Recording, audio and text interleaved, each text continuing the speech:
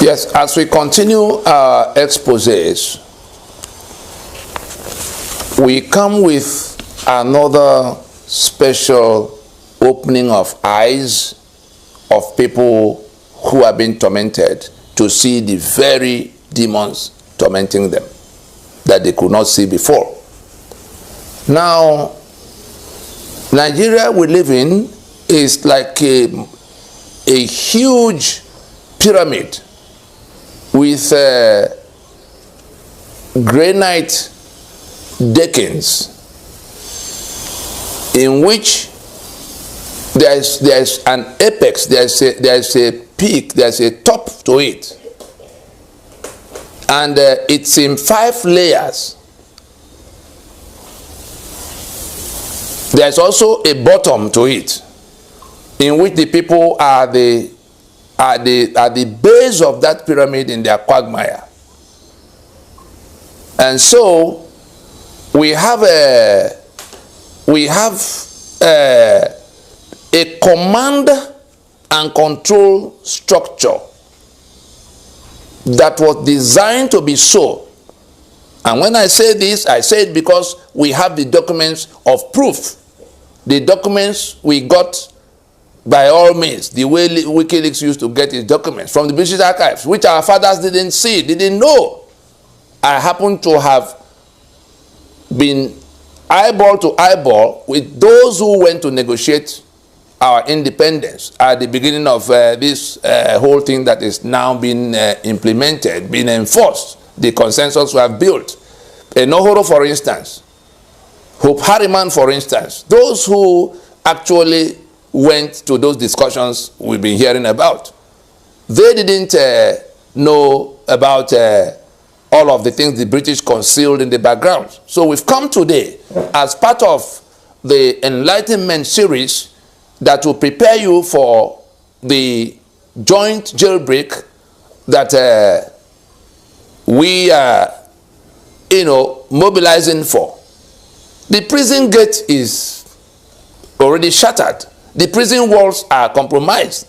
All of us who are locked here against our will by the brigandage of the British since 1914 and being held here against our will, but with our forged signature under the 1999 constitution imposed by the Caliphate, I want us to listen carefully. In that command and control, hierarchical structure, we have a a chain of command that is in 5 main compartments. At the peak of that chain, at the head of that chain of command, is the British Crown and the UK government. Next in that chain of command is the Caliphate, the Sokoto Caliphate.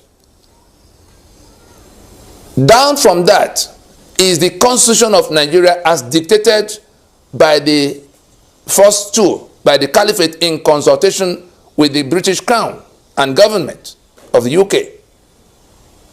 Then from that constitution, you come to the 4th layer. That's where your federal government of Nigeria occurs. And then, of course, we could have been talking about the states as another layer, but the states are just appendages to the federal government. They don't really control anything. The 68 items on the exclusive list take away everything. The states are actually the cells in that prison, that Caliphate prison called Nigeria. The states are the cells where, the way the prisoners are not all just poured into one compound. The prisoners are kept in cells, separated from one another, and they can't interact themselves with themselves outside what the warders, outside what the prison keepers approve of. So the 36 states and the 74 local government areas are like inside the prison compound called Nigeria. You now have block 1, 2, 3, 4 to 36. Inside those blocks, you now have cells where you see local government areas. That's what they are. But basically, there's only one government of Nigeria dictated by the constitution in the 4th layer from the chain of command we are talking about. So we have the British Crown and British government, the Caliphate, the constitution they dictate together, and the federal government operated by that caliphate. In that chain of command, and the people at the base who are now living with all the calamities we complain about. The purpose of this broadcast is to show you exactly how the things happening to you are coming to you, and from where they are coming, especially the ones you are not seeing. In that pyramid, the British crown is the Coven, the headquarters of the evil we are suffering in that basement, the quagmire of our daily living, where we are being killed and slaughtered, where we are being impoverished and we've become the global capital for poverty, where we can't have electricity, where we can't have equality of access, the quota system, where our infrastructure is dilapidated to the point of no use, where there's no healthcare, there's no education that you can that can produce skills. Everything evil you can imagine is in that quagmire at the base, and that's the daily life of the people. Impunity. What is the cause of all? How did we come to that? We look up, we see our government stealing, corruption, soldier killing, police killing, DSS killing, SARS killing, economy killing, electricity killing. Everything is pouring from that with impunity against all of us, and the immunity for the people who are pouring those things upon us, called government. The Nigeria itself is a prison compound. The states are the building, the blocks, the prison blocks, the blocks inside the prison compound.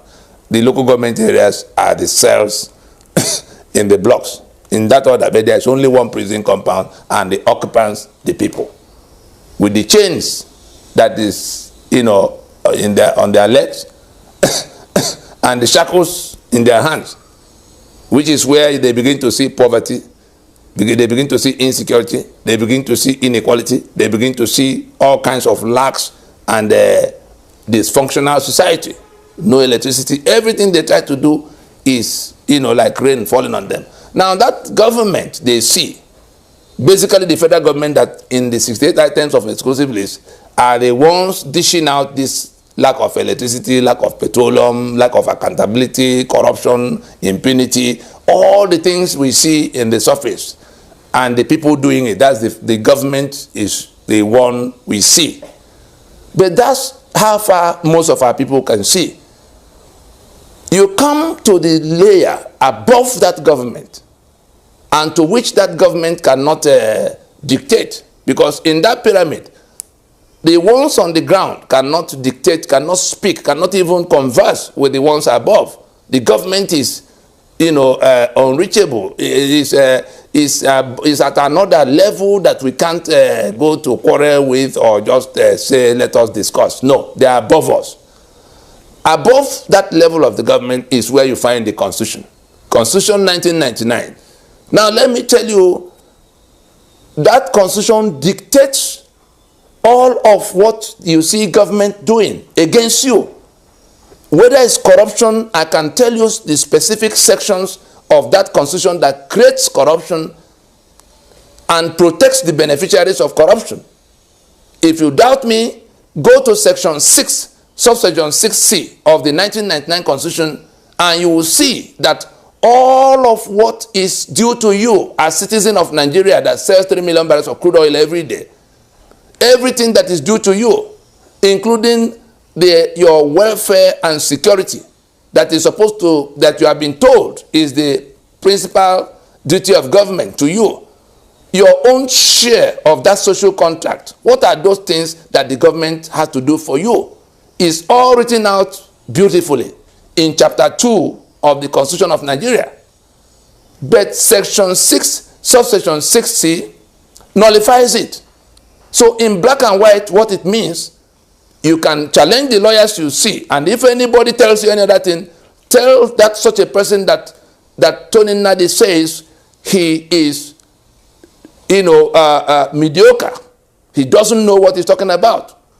All of those beautiful things listed in chapter 2, that are supposed to be your own share as the citizen in that social contract called the Constitution is nullified and made discretionary. That's Section 6, subsection 6C says that it is at the discretion of the government of the day to do or not to do. That means if they don't do, you have no legal recourse against them. I was surprised some 2-3 years ago when some lawyers led by Mr. Abakoba went to file a suit in Abuja against the Buhari that was appointing only his kinsmen into key offices. And they were asking for a damage of 50 billion for what Buhari had done wrong. That thing they took to court, the lopsidedness of appointment in Buhari's administration. The basis of going to court, they were pointing at Chapter 2 that requires, that stipulates some kind of equity in federal character, equal opportunity for everybody. But they did not tell the people who hired them to go to court that there is a Section 6, subsection 6C that nullifies that Chapter 2, meaning that there is no justiciable right you can find. There's nothing that is in that Chapter 2 meant for you that can be taken to court to enforce against the government. It is discretionary to them under that Section 6, subsection 60. The summary of it is that the government does not owe you any obligation at all, including for welfare and security. That is in Section 14. The government does not owe you any of those beautiful things written in the whole of Chapter 2 as your own share of the social contract. That's the one item from the Constitution that deals directly, that brings you to the situation you are in. So the quota system you complain about, it is for them to decide where they put the jam cutoff mark for you and where they put for your neighbor, or common entrance where they put for your neighbor, or how they admit you into federal civil service, or into MPA, or into NNPC, all those things, or appoint you as commander in the army, or commissioner in police. All those things are discretionary to them. They tell you that the Constitution says it has to be spread around, but they have a right under Section 660 to ignore it and appoint only their own people. That is one item. Second item, the corruption you cry about. If the government does not owe you any obligation for your welfare, which includes education and healthcare and housing and all the good things, the infrastructure you require, or equal treatment against everybody, if the government does not owe you any obligation in black and white, as we have seen, and then we come to the appropriation provisions in sections 81, 82 for the president and the federal government, and sections 121 and 122 for the governors and the states. Those sections hand over the spare keys of the treasury to the heads of the executive branch. See the way it works. Section 81 says that the president cannot spend any money from the treasury except by the approval by way of appropriation of the National Assembly. Section 82 says that while the National Assembly is debating that appropriation, the president is at liberty to run government spending money, subject to 50% of what was approved for each subject the year before. So how does it operate? The president that knows about that provision goes to use Ghana must go to put a jumbo figures in budget. And so, knowing fully well that he cannot get more than 100 billion for education, for instance, he will put 300 billion for education. The National Assembly people know that no more than 100 billion can come, but they have seen 300 billion. They collect their money, they collect their own share of that fraud by way of Ghana must go. So 300 billion is written. The reason for putting 300 billion for education by a president that knows that he cannot get more than 100 is to create the threshold that allows him to take everything that comes under the 50% rule dictated in Section 82 of the Constitution. As it is for education, so it is for healthcare, so it is for defense, and all the other subject headings of the budget. the bottom line is that the president has the spare key to the treasury for all the monies that come in to take, pretending he's taken half of what, because he had put the figures that give him leeway to take everything. As it is for the president in section 81, 82, so it is for the governor in sections 121, 122, where the governor is required to go to get permission from state assembly to spend money, but he is at liberty to run government, subject to, in terms of spending, subject to 50% of what was approved the previous year.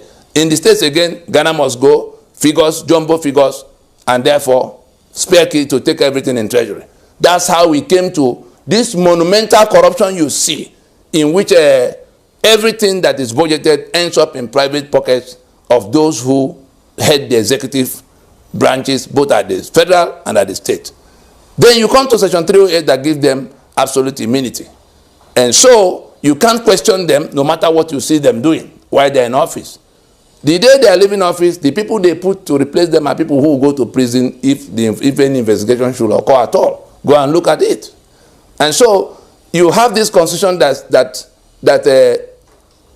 absolves government of responsibility towards you, that give the heads of the executive branch spare key to the treasury, and give them absolute immunity. You can't question anything they do. And then you come to the one of 68 items of exclusive list, in which your security is only by federal government and they are not in your community. Your infrastructure is in the hand of federal government, they are not doing it for you. Your economic assets, including oil and gas and all the big economic ports and every other thing that solid mineral, everything that represents money is in the hand, by that exclusive list, in the hand of federal government. Even the question of electing who will govern you. I'm telling you the things coming from that constitution directly responsible for the torment you live in. The refineries, you see every day petroleum prices come up and go up.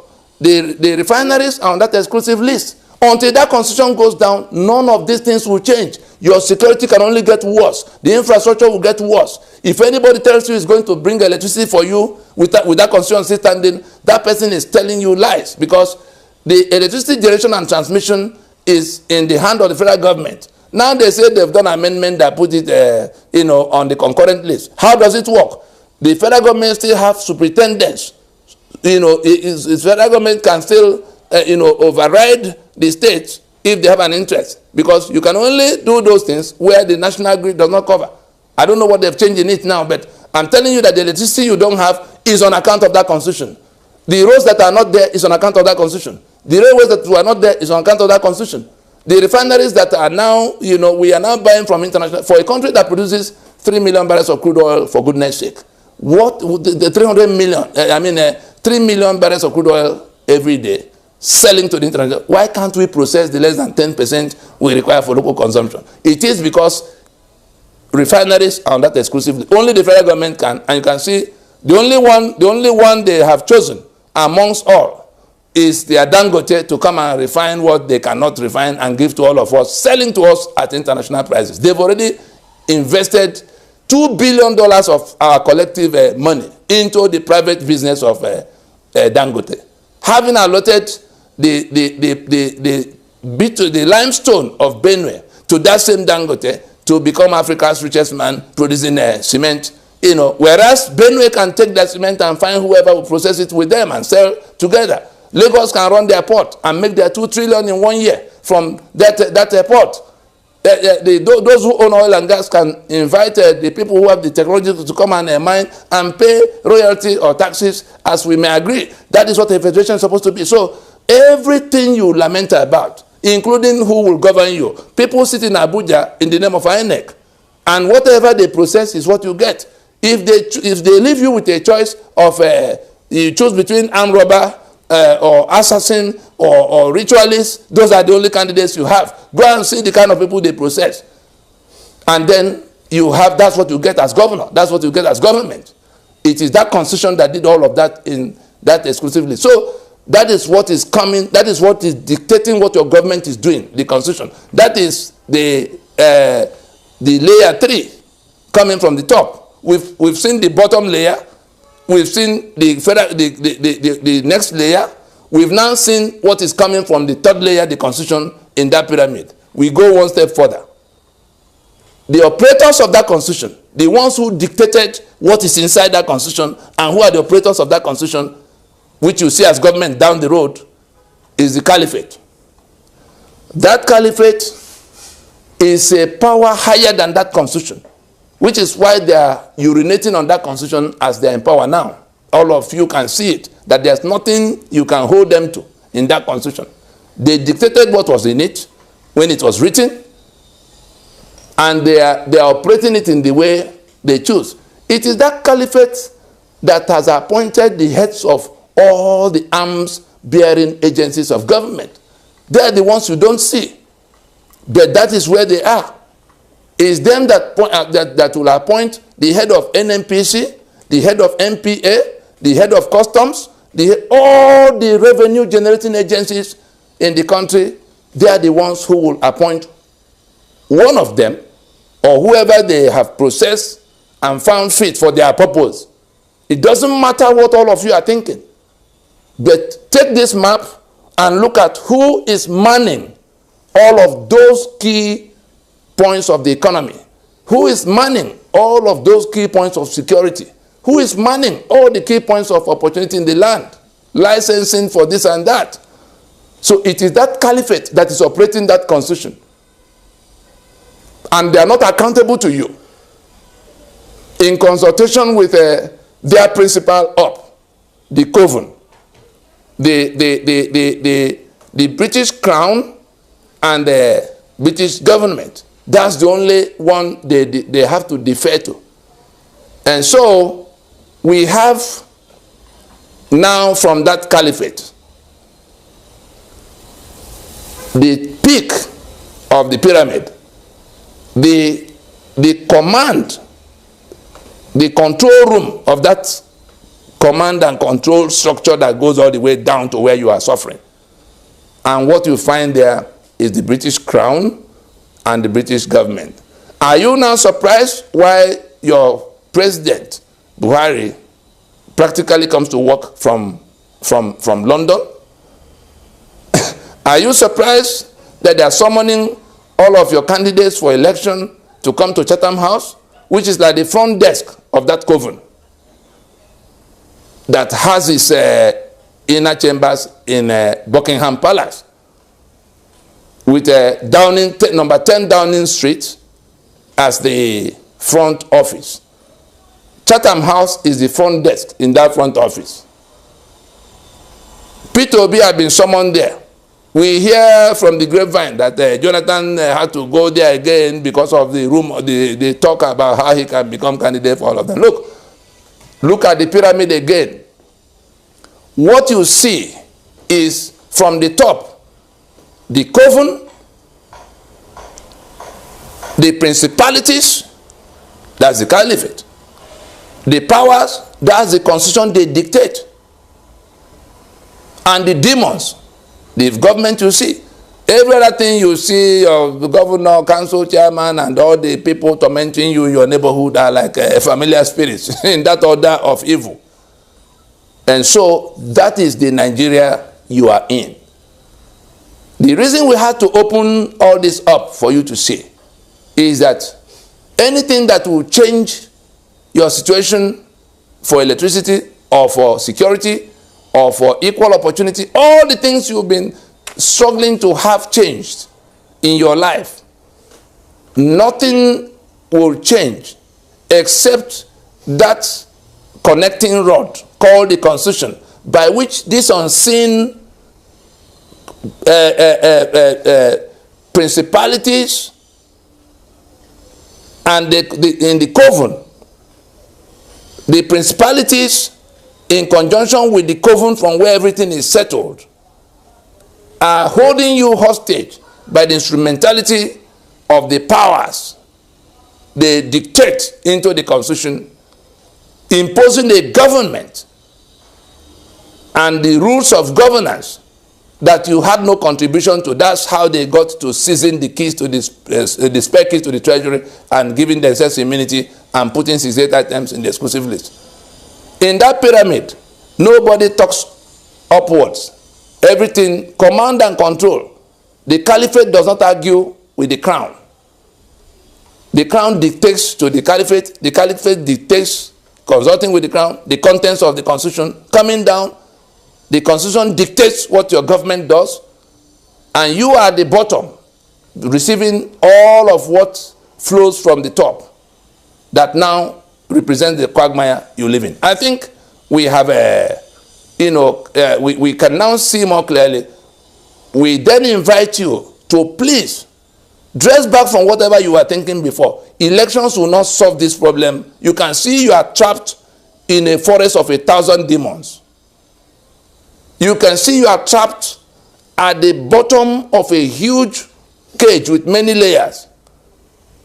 You may think, oh, let's go and elect a better person to be governor or president. You are still just at the bottom of that pyramid. Whoever you elect will have to sit under these heavy demons, powers, principalities, and on top. And you are not seeing most of those. We are opening your eyes now. We are casting them, open for you to see. You didn't know they were there before.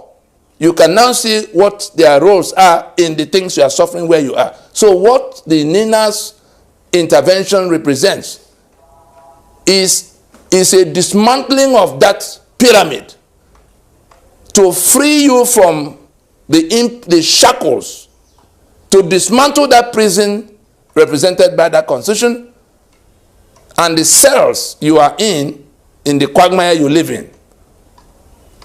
If we listen to ourselves and do what all we need to do to finish this task is to shut down the journey to the renewal of the life of that instrument of oppression, instrument of death called the Constitution.